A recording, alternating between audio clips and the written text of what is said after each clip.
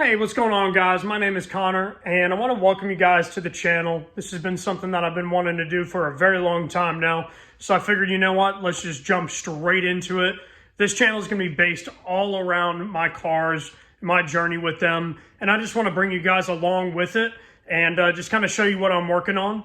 So today, I really want to highlight my 2003 Volkswagen GTI 20th anniversary. So I'm going to go ahead and do a quick walk around of it, kind of show you what I've done to the car so far, show you what I'm currently working on, and it's kind of going from there. So here we got a wide body front end from Force Fed Engineering. That includes the front fenders and also the front bumper. This car's stock was only able to hold like about a 255 tire and about a 9.5-inch rim at the max. So I wanted to increase the amount of tire I was able to fit under here without any stretch or anything, since we got to be hooking to hold what's underneath this hood.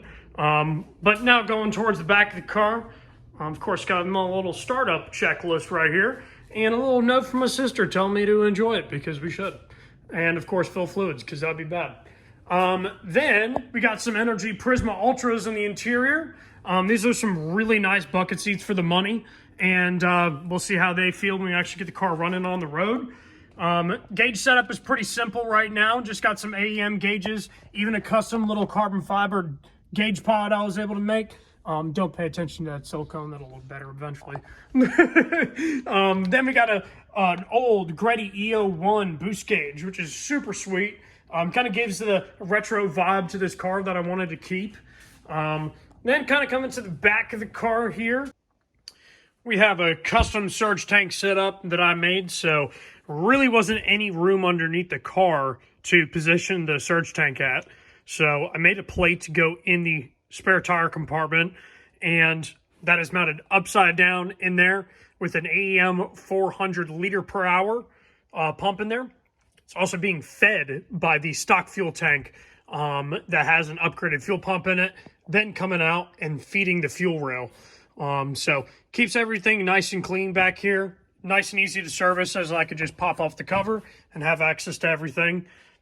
Also relocated the battery back here, and that brings us to the front.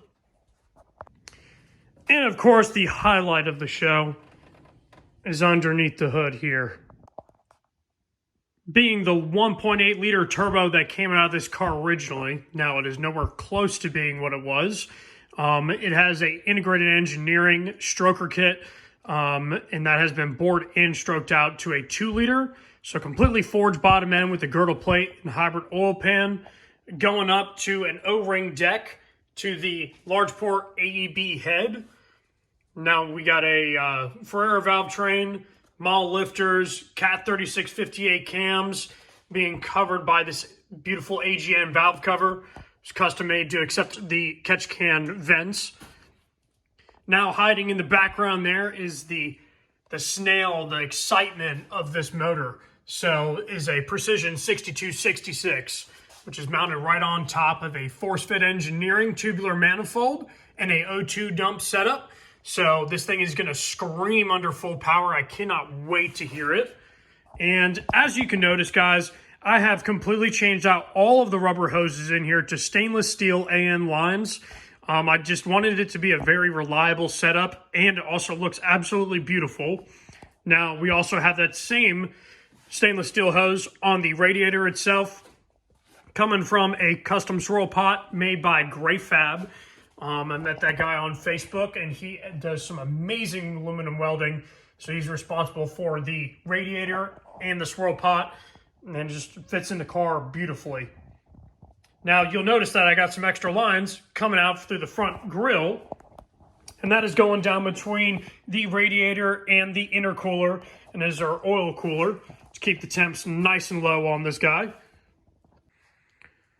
Also, over to the transmission, we do have a Clutchmasters FX725 twin disc clutch. So that's going to be a lot of fun learning how to drive that. And that is going to a LSD that I put in here. It's kind of a cheap one, to be honest with you. It's got ARP hardware on it at least. So that'll be very, very interesting. So who knows how long that will last. But easily be able to take this transmission out, upgrade it a little bit, put it back up to par. Also does have steel first through fourth gear in it. These transmissions actually had the gear selectors were riveted on, and they were brass. So they were very brittle and very common to get stuck in gear under really hard shifting. So we went ahead and changed those out and made the transmission a heck of a lot more durable. So yeah, that's pretty much an overall look at the build, guys. But thank you guys so much for watching. I appreciate all the support, and just can't wait to get this thing running so you guys can enjoy it as much as I will.